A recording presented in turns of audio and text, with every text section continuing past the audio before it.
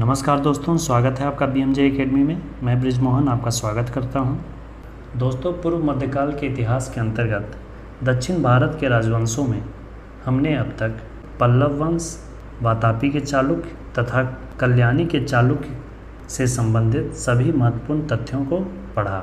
आज की इस वीडियो में हम दक्षिण भारत के ही राष्ट्रकूट वंश, जिसका शासन क्षेत्र कर्नाटक और महाराष्ट्र के क्षेत्रों में था, उससे संबंधित सभी महत्वपूर्ण तथ्यों को देखेंगे जो विभिन्न प्रतियोगी परीक्षाओं के लिए आवश्यक है।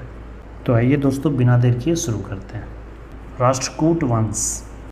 दंती दुर्ग ने वातापी के चालुक्य वंश के अंतिम शासक कीर्तिवर्मन द्वितीय को पराजित करके महाराष्ट्र के क्षेत्र में राष्ट्रकूट वंश की स्थापना की। इन्होंने अपनी राजधानी मानेखेत में स्थापित की। राष्ट्रकूट वंश के प्रमुख शासकों में कृष्ण प्रथम, ध्रुव, गोविंद, अमोघवर्ष, कृष्ण द्वितीय तथा कृष्ण तृतीय थे। राष्ट्रकूटों की भाषा कन्नड़ थी।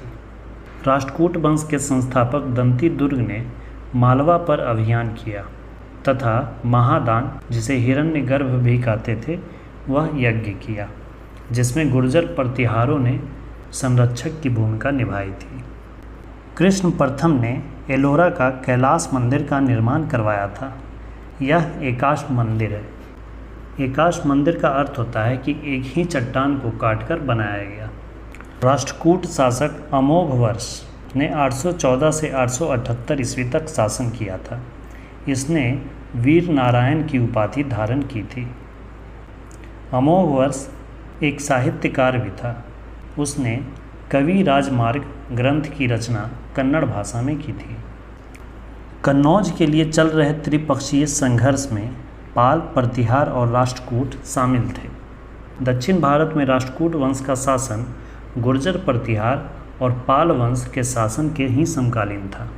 त्रिपक्षीय संघर्ष यानी कि 3 अलग अलग शासकों के द्वारा कन्नौज पर अधिकार करने के लिए यह युद्ध या संघर्ष किया गया था, जिसमें बंगाल के पाल वंश, गुजरात और राजस्थान के गुर्जर प्रतिहार वंश और दक्षिण भारत का महाराष्ट्र और कर्नाटक का राष्ट्रकूट वंश शामिल हुए थे। राष्ट्रकूट शासकों में ध्रुव पहला शासक था जिसने कन्नौज के लिए संघर्ष में शामिल हुआ। पाल और प्रतिहार में यह संघर्ष चल रहा था। ध्रुव पहला राष्ट्रकूट शासक था जिसने कन्नौज पे अधिकार के लिए अभियान चलाया, इसलिए तब से इसे कन्नौज के लिए त्रिपक्षीय संघर्ष कहा जाने लगा। राष्ट्रकूट वंश का अंतिम शासक कृष्ण तृतीय था। इसने रामेश्वरम में कृष्णेश्वर मंदिर का निर्माण करवाया था।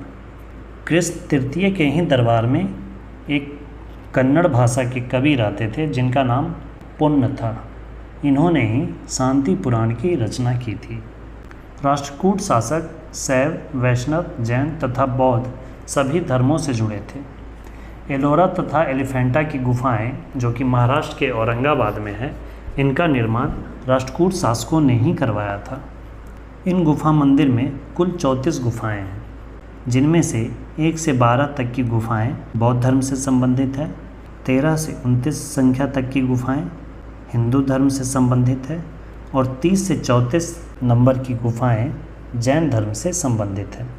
975 ईस्वी में चालुक्य वंश के शासक तैलब द्वितीय ने राष्ट्रकूट वंश के अंतिम शासक को पराजित करके राष्ट्रकूटों के क्षेत्र पर अधिकार कर लिया और उस क्षेत्र में कल्याणी के चालुक्य नामक राज्य की स्थापना की। कल्याणी के चालुक्यों के बारे में हम पिछले वीडियो में पढ़ चुके हैं। दोस्तों, इस वीडियो में इतना ही। राष्ट्रकूट वंश से संबंधित सभी महत्वपूर्ण तथ्यों को हमने इस वीडियो में देखा।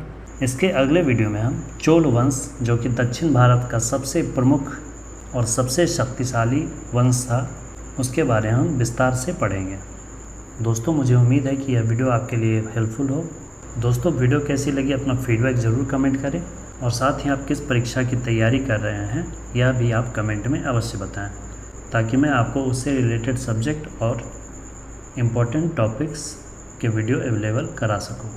इसलिए आप जिस भी एग्ज़ाम की तैयारी कर रहे हैं वो आप कमेंट करके अवश्य बताएं।